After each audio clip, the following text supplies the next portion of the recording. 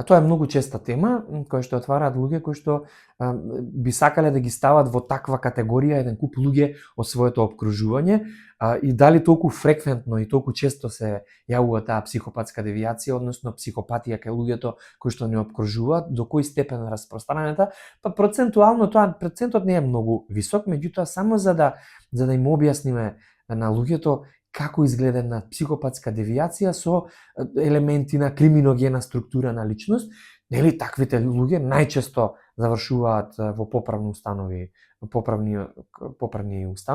затвори. Имав едно такво искуство уште во праксата која што ја работе во болницата Бардовци. Во едно женско оделение бев пропратен од една менторка да направиме едно клиничко интервју и проценка на една пациентка која што беше донесена од затворот Шутка. Јас немав никаква представа за што станува збор кога дојде клиентката, така ше нафрлена, иако мојата менторка точно знаеше со каква диагноза е дојдена, начинот на кој што објаснуваше зашто е осудена. Делото беше тешко кривично дело, а тоа имаше извршено убиство врз сопствената ќеркичка. Стануваше збор за давање во бунар, дали таа била директно одговорна, дали таа самата го извршила тоа. Начинот на кој што објаснуваше како е осудена и зошто е осудена, тоа беше жена која што се предпоставуваше дека нема некоја едукативна природа, дека позадина, дека дали завршила второ, трето оделение, дека може воопшто дали учествувала во тој систем вметната или од мали нозе го поминала на улица, се гледаше една предизвикуваше една емпатија, едно сочувствено. Јас во текот на целото клиничко интервју не можев да не помислам дека некаде системот ја има изневерено и дека таја поради своето незнаење и интелектуална попреченост,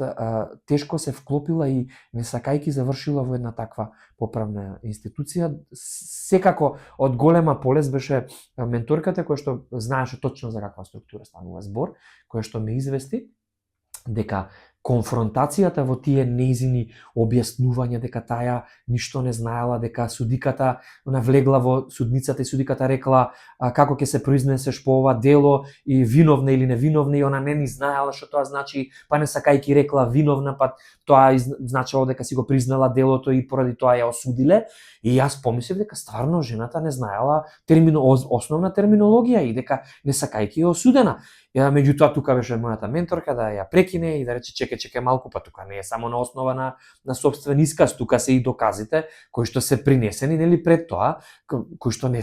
е само обвинението од небо паднато. И таа конфронтација, покасно добив инструкции од менторката дека воопшто немала да конфронтира на тоа ниво, затоа што во моментот кога психопатската девијација ќе примети дека не верувате во незината тажна прича, колку год да е таа инкриминирана и колку год да е таа исполнета со такви моменти на привлекување, на емпатија, на позиција на жртва, да не ја осудите, дека ако ја конфронтирате со факти, таа во истиот момент може да се сврти, не дај Боже, некој предмет или пенкало може да заврши во вашата глава, вашиот врат. Многу